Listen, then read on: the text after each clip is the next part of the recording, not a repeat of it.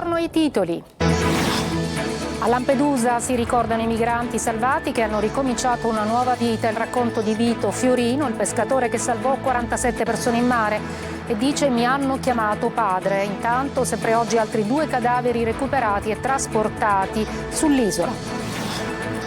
Gli attivisti della Global Sumud Flotilla salperanno giovedì da Siracusa. Nella notte un drone ha colpito una delle navi del convoglio che partirà da Tunisi e si congiungerà in mare con quello italiano per raggiungere la striscia di Gaza.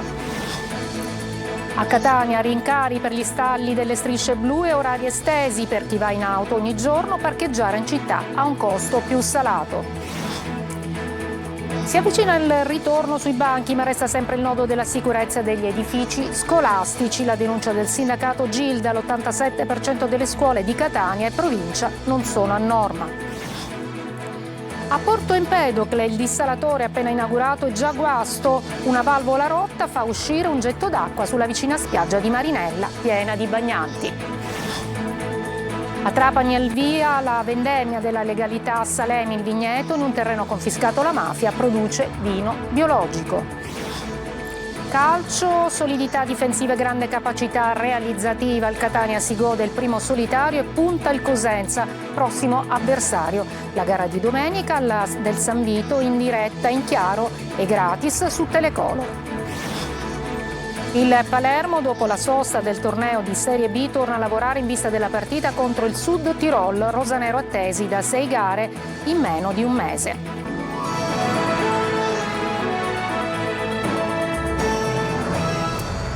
Buongiorno, è dunque la giornata in cui la Lampedusa si parlerà dei migranti che sono riusciti a ricostruirsi una vita. Dopo l'arrivo sull'isola abbiamo sentito Vito Fiorino, il pescatore eroe che salvò 47 vite in mare. Per lui serve che si recuperi l'umanità. Intanto oggi altri 2 cadaveri sono stati recuperati e trasportati nell'isola e l'hotspot ospita 1800 persone. Roberta Lunghi. Il momento più drammatico di quella notte è quando questi occhi mi supplicavano di essere salvati, di allungare le mie braccia e portarli in salvo. Impossibile dimenticare per Vito Fiorino, per tutti l'eroe di Lampedusa, il pescatore, testimone e soccorritore dei migranti nel naufragio del 3 ottobre 2013, durante il quale salvò 47 persone, morirono in 368. La sua azione coraggiosa è diventata simbolo di impegno civile e umanitario, e in un'isola nella quale ci ritroviamo a contare i numeri di morte, 2 fatti sbarcare oggi giunti cadaveri in una traversata, intossicati dai fumi del natante, gli chiediamo cosa si dovrebbe fare al di là dell'impegno dei singoli uomini. Se ritorniamo ad essere umani, tutto ciò non accadrà mai più. Il valore delle persone, il nostro valore e il loro valore. Fiorino sarà uno dei relatori di Dove tutto ha inizio, storia di chi ce l'ha fatta, in Piazza Castello a Lampedusa a partire dalle 21:30.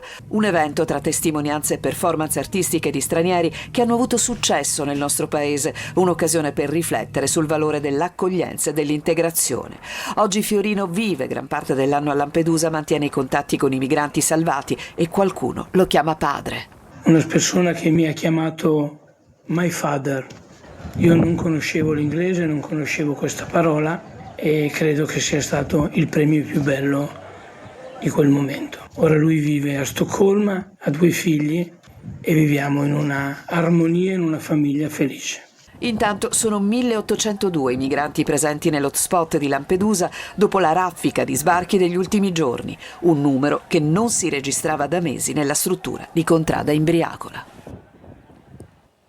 Gli attivisti della Global Sumud Flotilla salperanno giovedì da Siracusa. Intanto nella notte un drone ha colpito una delle navi del convoglio che partirà da Tunisi e si congiungerà in mare con quello italiano per raggiungere la striscia di Gaza. Emanuela Corsi. Salperanno giovedì da Siracusa le imbarcazioni della Global Sumud Flotilla dirette a Gaza per portare aiuti umanitari.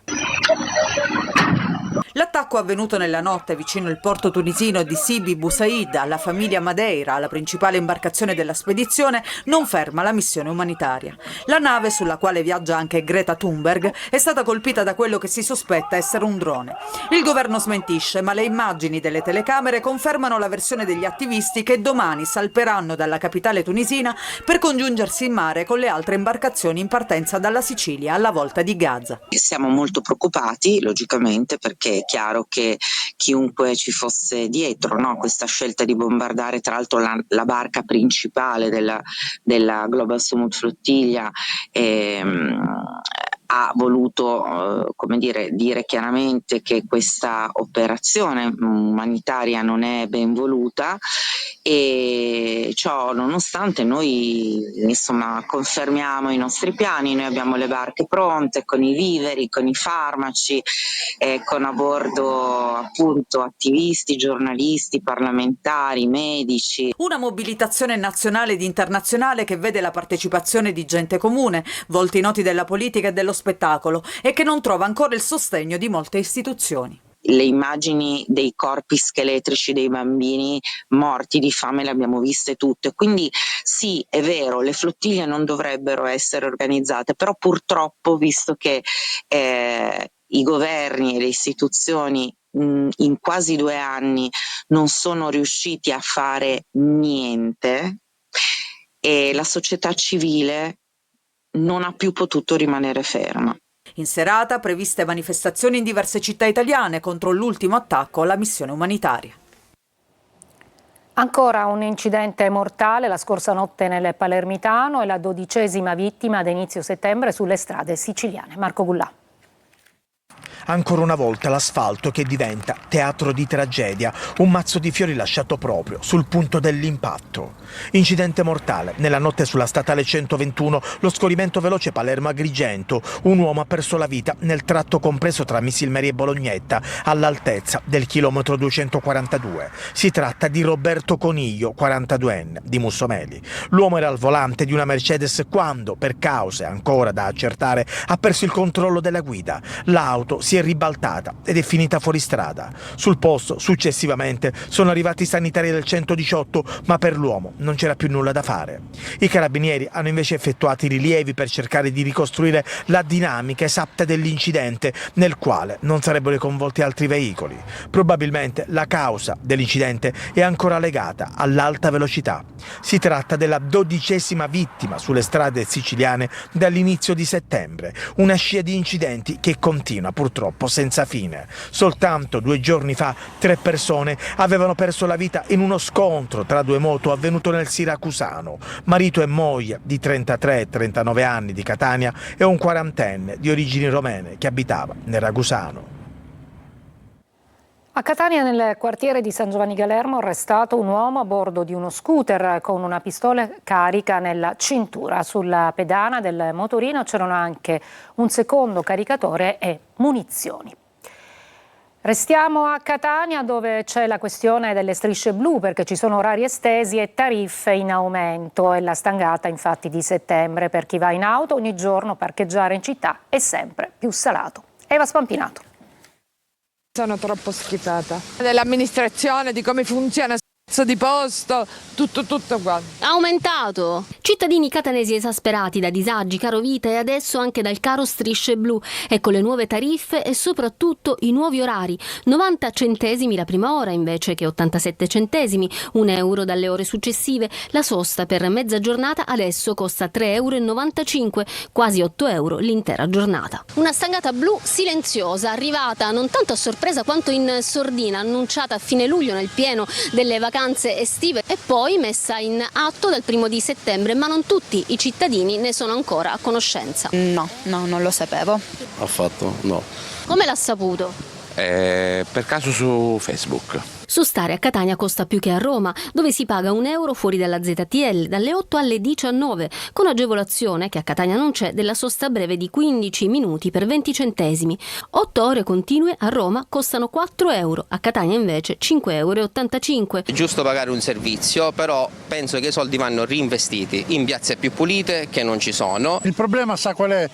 Che perché non c'è il miglioramento del servizio, i posti sono sempre quelli. E anche non è giusto pagare fino alle 9 di sera. Il codice della strada impone un equilibrio tra stalli a pagamento e stalli liberi, ma siamo fuori legge perché la legge prevede che in tali stalli a pagamento ci debbono essere degli stalli bianchi. Credo di ricordare il 50%. È anche illegale solo un'ora di stop. E poi chi ha la fortuna di trovare un posto sulle strisce blu rischia di non riuscire a parcheggiare per via dell'inciviltà di chi posteggia sul marciapiede senza lasciare lo spazio necessario di manovra. Si avvicina il suono della campanella, ma resta sempre il nodo della sicurezza degli edifici scolastici. Arriva la denuncia della Gilda, il sindacato degli insegnanti, che dice l'87% delle scuole a Catania e provincia non sono a norma. Sentiamo Tonino De Mana. Mentre gli studenti si godono le ultime ore di vacanza, il personale scolastico è già ai posti di combattimento per un anno didattico che poi non si discosta dai precedenti tra disservizi, doppi turni, tetti e controsoffitti che cadono al suolo, bagni ed aule il più delle volte fatiscenti, infiltrazioni, umidità e chi ne ha più ne metta. In Sicilia si assiste da tempo ad una situazione che non può essere ignorata ed è proprio da Catania che si leva un allarme da non sottovalutare. Mi continuano a segnalare che moltissime scuole di Catania, quasi l'87%, risulta non a norma. Avete capito bene, dalle segnalazioni emerge che l'87% delle scuole del catanese non è a norma e dagli insegnanti dell'Istituto Comprensivo Nicolosi di Paternò riceviamo queste immagini che certo non sono edificanti. In molti casi i colleghi mi segnalano addirittura situazioni fatiscenti anche in termini di tetti che insomma rischiano di cadere e quindi di poter cadere durante la lezione. Tra poco suonerà la campanella, ma genitori e nonni sono tranquilli non appena gli alunni di ogni ordine e grado varcheranno il cancello della scuola? Non si è assolutamente tranquilli perché le scuole veramente cadono a pezzi. I fondi sono sempre limitati e quindi questo è il risultato, che le scuole hanno una manutenzione abbastanza irrisoria rispetto a quello che dovrebbe essere. I fondi sono limitati e la sicurezza dei ragazzi com'è? È scarsa. Per tutti, buon anno scolastico e soprattutto buona fortuna, specie alla voce sicurezza. Restiamo in tema. A pochi giorni infatti dall'inizio del nuovo anno scolastico nelle scuole superiori incombe il divieto di utilizzo del cellulare. Lorena Dolci ne parlerà oggi con le presidi del liceo ospedalieri Vincenza Ciraldo e dell'Istituto Archimede Daniela Vetri e con due studentesse, Asia Militello e Angelica Bassetto. Appuntamento dopo il TG alle 14.30 appunto con il focus di Sicilia 24 in streaming su siciliaweb.it. I messaggi al 342 74 55 005. Andiamo adesso nell'Agrigentino a Porto Empedocle. Il dissalatore appena inaugurato è già guasto. Una valvola rotta fa uscire un getto d'acqua sulla vicina spiaggia di Marinella piena di bagnanti. Davide Sardo. Clamoroso guasto improvviso al dissalatore di Porto Empedocle. L'impianto è entrato in funzione da poche settimane e atteso come una risposta concreta all'emergenza idrica ha già registrato il primo serio inconveniente. Una valvola difettosa ha provocato un improvviso spruzzo d'acqua verso il cielo, trasformandosi in una vera e propria colonna che non è passata inosservata ai residenti e ai bagnanti che si trovavano sulla spiaggia di Marinella. Cellulare alla mano, in tanti hanno ripreso la scena e condiviso le immagini diventate virali in poche ore. Ma non si è trattato di uno spettacolare gioco d'acqua. La causa è infatti un guasto tecnico. Sicilia Acque ha confermato l'inconveniente rassicurando che il problema sarà risolto in tempi brevi. Secondo le prime verifiche, il malfunzionamento sarebbe avvenuto proprio durante alcuni test per portare l'impianto a pieno regime, con l'obiettivo di raggiungere una produzione di circa 100 litri al secondo. Al momento il dissalatore garantisce invece una portata di 60 litri al secondo, un incidente che ha destato stupore e preoccupazione, visto che l'impianto rappresenta un tassello fondamentale per garantire acqua potabile ad Agrigento e al suo comprensorio. Lutto a Pantelleria, anche l'isola ricorda Giorgio Ormani, il grande stilista, amava trascorrere infatti le vacanze sull'isola. Laura Spanò. Pantelleria ha reso omaggio a Giorgio Armani, morto giovedì scorso nella sua casa di Milano. A Cala Gadir, dove si trova la villa dello stilista, si sono ritrovati un centinaio di persone assieme al sindaco Fabrizio D'Ancona. Noi qui lo salutiamo come il signor Armani, l'uomo che ha scelto Pantelleria come rifugio del cuore, come casa dell'umanità.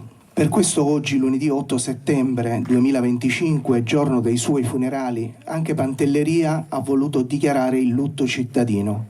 Con lui anche Don Vito Impellizzeri, che ha avuto l'idea del momento di preghiera, e i dipendenti che si sono presi cura della villa, come Gioele Lirico. Profonda commozione ci uniamo oggi nel dolore per la perdita del nostro caro signor Armani, come tutti noi lo abbiamo sempre chiamato. Signore non solo per il suo ruolo di capo, ma soprattutto per la sua umanità e la sua grande ed innata gentilezza. Una persona umile che oggi tutto il mondo piange. A fine cerimonia una corona di fiori è stata affidata a quel mare tanto amato dallo stilista.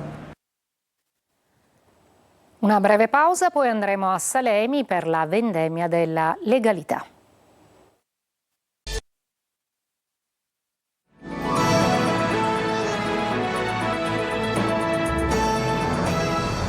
Si è rinnovata a Salemi, in contrada Fiumelungo, la tradizionale vendemmia della legalità al vigneto in un terreno confiscato alla mafia gestito dalla Fondazione San Vito, che produce vino biologico. Laura Spanò. A Salemi la vendemmia diventa simbolo di rinascita e partecipazione. Presso il fondo agricolo confiscato alla mafia e assegnato dal comune di Salema alla fondazione San Vito Onlus si è rinnovata la vendemmia della legalità. La fondazione, braccio operativo della Caritas diocesana di Mazara, produce uva biologica. Il vigneto del turismo rurale al ciliegio, in contrada a Fiumelongo, quest'anno ha prodotto 25 quintali di uva. La raccolta solidale, iniziata un decennio fa, coinvolge operatori e volontari. Quest'anno tra le vigne sono stati impegnati anche 8 ragazzi ospiti della comunità Miriam che stanno conducendo un percorso di riabilitazione. Tra i vigneti anche il presidente della Fondazione San Vito Onlus, Vito Puccio, e l'assessore comunale a Salemi, Rina Gandolfo. Questo è ormai diventato un appuntamento rituale per la Fondazione San Vito, che gestisce questo bene confiscato alla mafia da diversi anni.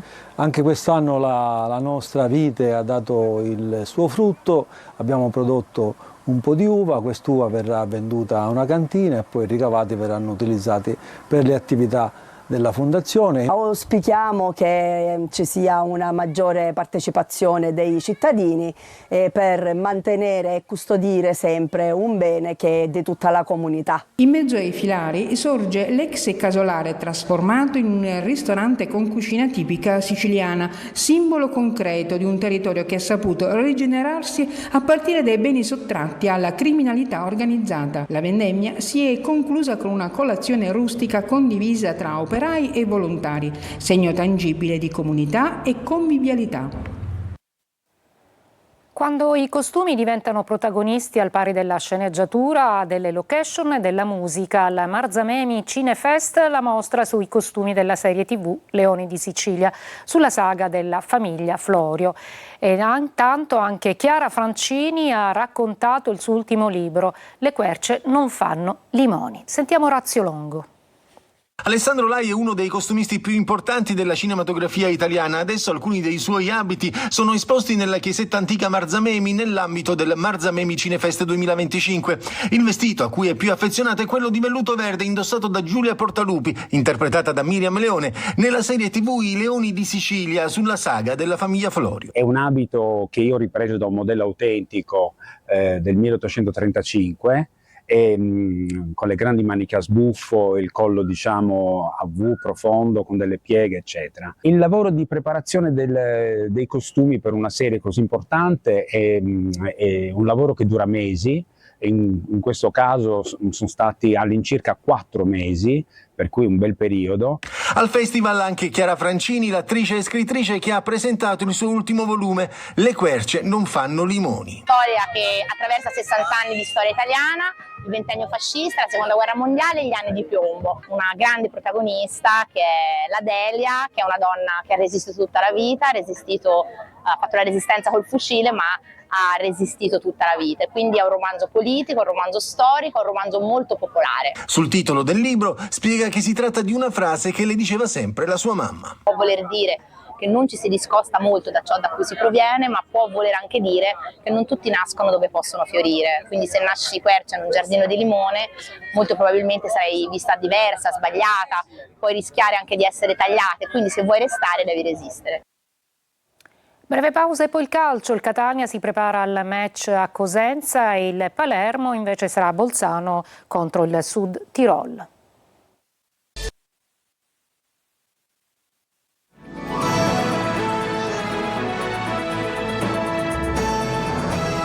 Eccoci al calcio, compattezza e fiducia sono le parole chiave del Catania, primi in classifica, a punteggio pieno. I rossazzurri adesso sono attesi dal match di Cosenza che Telecolor trasmetterà in diretta, in chiaro e gratis. Francesco Triolo.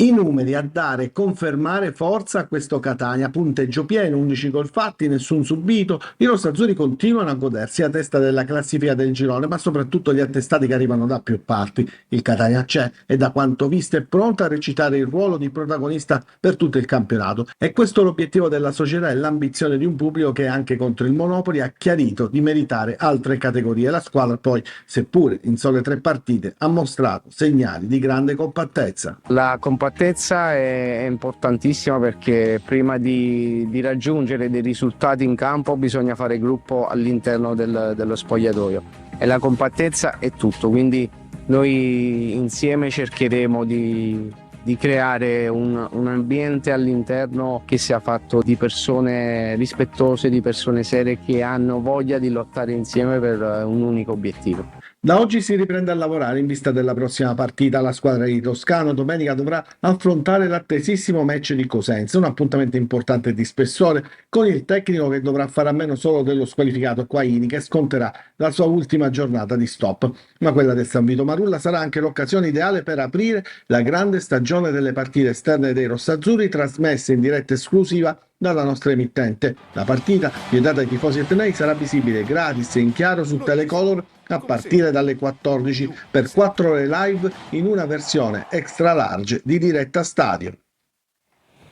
Il Palermo torna a lavorare in vista della ripresa del campionato che sarà domenica a Bolzano contro il Sud Tirol. Tornano anche i nazionali. Marco Gullà.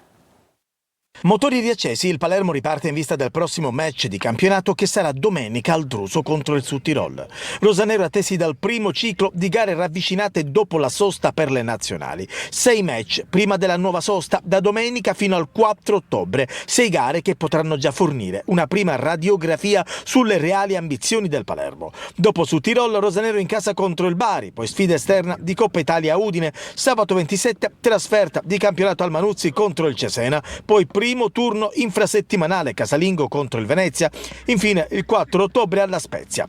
Inzaghi da oggi torna a lavorare con la squadra, in arrivo anche i nazionali di Diakite, Joronen e Poyampalo. Infine, nonostante la sessione estiva di mercato si sia chiusa da giorni, il Palermo non ha ancora chiuso né i cancelli di uscita e neanche quelli di entrata. Il mercato aperto in Turchia consente ancora di cedere Verre, ormai fuori rosa, qualora la questione venisse risolta e il Palermo riuscisse a cedere all'ex Sampdoria, liberandosi così di uno ingaggio oneroso, il direttore sportivo Carlo Ossi potrà procedere con l'acquisizione del calciatore polacco Berezinski, svincolato e jolly difensivo.